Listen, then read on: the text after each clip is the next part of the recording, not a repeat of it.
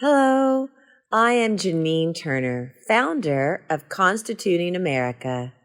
I and Kathy Gillespie, Constituting America's CEO, welcome you to our 13th annual 90-day study. 90 plus 90 equals 180. History holds the key to the future. We would like to thank Amanda Hughes for orchestrating these fabulous studies. This year's study is on America's founding principles, first principles of the American founding.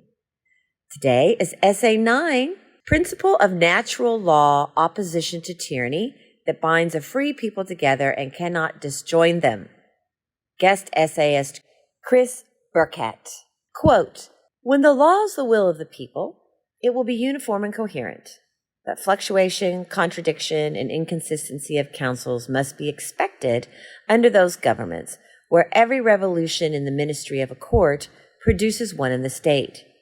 Such being the folly and pride of all ministers that they ever pursue measures directly opposite to those of their predecessors.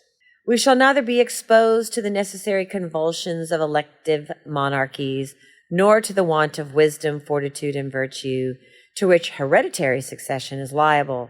In your hands it will be to perpetuate a prudent, active, and just legislature, and which will never expire until you yourselves lose the virtues which give it existence. Our union is now complete, our Constitution composed, established, and approved. You are now the guardians of your own liberties." End quote. Samuel Adams' speech on American independence, August 1st, 1776. The words of Samuel Adams, justifying the pursuit of American independence, represent a view among patriots in Boston that rejected hereditary monarchy in favor of representative or republican government. Adams founded his arguments upon a belief that the legitimate purposes and limitations of civil government could discern from an understanding of the laws of nature and natural rights. This view of government, however, had been developing and spreading in the public mind, especially in Boston, for well over a decade prior to the Declaration of Independence. Bostonians heard these arguments with growing frequency in sermons at their places of worship after the British began to impose oppressive taxes and regulations in the 1760s. Abraham Williams, for example, a Congressionalist pastor in Sandwich, Massachusetts, incorporated a teaching of the laws of nature in his election sermon in 1762. "Mankind needs government," Williams preached, "in order to secure the blessings that God has bestowed upon them." Quote, "When men enter into civil societies and agreed upon rational forms of government," Williams said, quote, "they act right, conformable to the will of God, by the concurrence of whose providence rulers are appointed. The end and design of civil society and government, from this view of its origin, must be to secure the rights and properties of its members and promote their welfare." End quote. Williams taught that rulers, therefore, must do good, not harm, to their subjects. Quote, "In all governments, magistrates are God's ministers, designed for good to the people. The end of their institution is to be instruments of divine providence, to secure and promote the happiness of society." End quote. The truth of this view, Williams argued, was conclusively demonstrated by the laws of nature. Quote, "The law of nature, or those rules of behavior which the nature God has given men, the relations they bear to one another, and the circumstances they are placed in, render fit and necessary to the welfare of mankind," end quote, Williams continued, quote, "is the law and will of the God of nature, which all men are obliged to obey," end quote. Pastor John Tucker of Newbury, Massachusetts, continued to build on this argument in an election sermon in 1771, adding that according to the laws of nature, governors rule by the consent of the people. Quote, "All men are naturally in a state of freedom," end quote, said Tucker, and, quote, "have an equal claim to liberty. No one by nature, nor by any special grant from the great Lord of all, has any authority over another.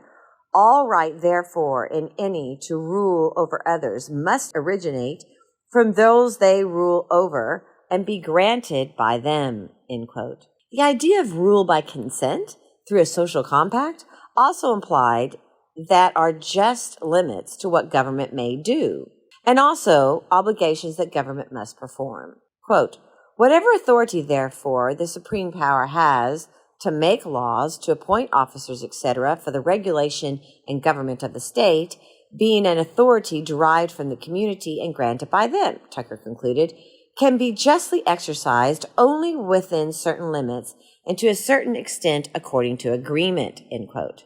In his 1776 sermon entitled On the Right to Rebel Against Governors, end quote, another Election Day sermon in Boston, Samuel West argued that, according to the laws of nature, rulers who act contrary to God's will, that the rights of the people be secured from harm may be, and in fact should be, justly resisted, opposed by citizens.